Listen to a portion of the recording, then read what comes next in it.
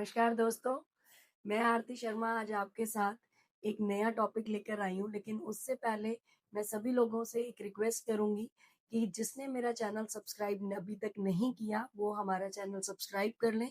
क्योंकि हमारी कोशिश रहती है कि हम हमेशा जो भी एक नए टॉपिक्स हैं या नए कोई भी लॉज़ हैं, उसके ऊपर हम वीडियो लेकर आएँ और कोशिश ये भी रहती है कि वो काफ़ी ऑथेंटिक रहें। हमारा एक बहुत अच्छा किसी ने मुझे ये ऐसा रिक्वेस्ट किया, मेरी बहुत अच्छी फ्रेंड है, उसने मुझे रिक्वेस्ट किया कि आप जो है वो टीसीएस ऑन स्क्रैप पे वीडियो बनाएँ। तो आज हम टीसीएस ऑन स्क्रैप पे वीडियो बनाने जा रहे हैं और इस वीडियो को ध्यान से देखें और एंड तक देखें।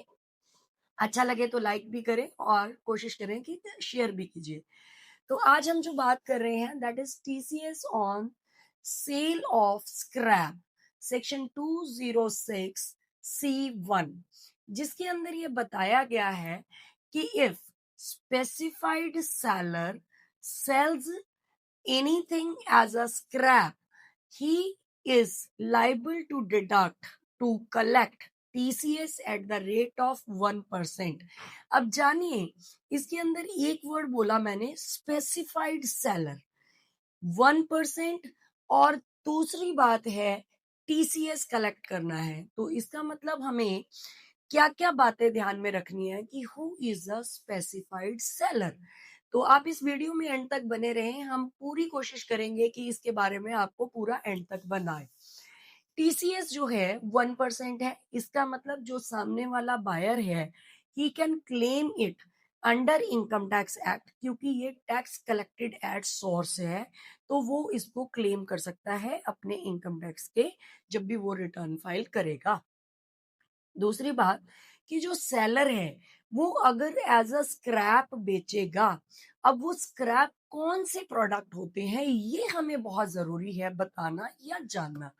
देखिए, जो स्क्रैप है बेसिकली अगर हम बात करें कि ऐसे बाई प्रोडक्ट्स जो कि हमारे लिए बिल्कुल वेस्ट है, लेकिन ऐसा प्रोबेबली हो सकता है कि कोई जो दूसरा जो बायर है वो उसको यूज कर रहा है। देखो इसमें क्या है, अगर टीसीएस, आप ऐसा भी हो सकता है कि आपको जरूरत ही ना पड़े पड़े टीसीएस काटने की। क्यों?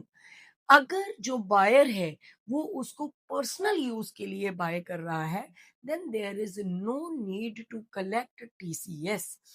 तो कहाँ पे टीसीएस की जरूरत पड़ेगी? अगर जो बायर है वो इसको कमर्शियल यूज के लिए यूज कर रहा है या उसे ट्रेडिंग के लिए यूज कर रहा है, फर्दर ट्रेड के लिए यूज कर रहा है, तो उस केस में स्क्रैप के ऊपर टीसीएस काटना जरूरी है।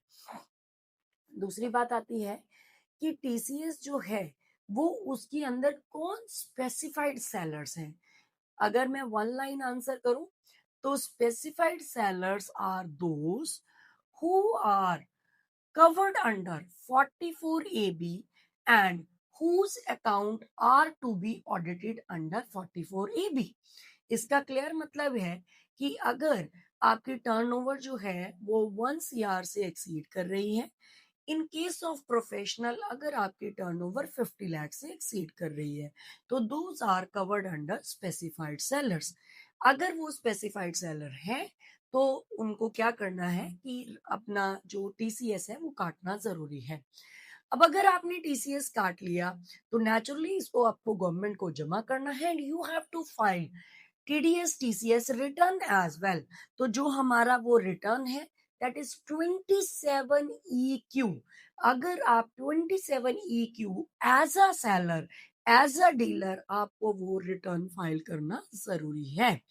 तो ये कुछ बातें थी, और इसके खास इंपॉर्टेंट बात कि अगर जो सेलर है वो जब एज अ स्क्रैप सेल कर रहा है तो he has to pay GST on sale of scrap as well.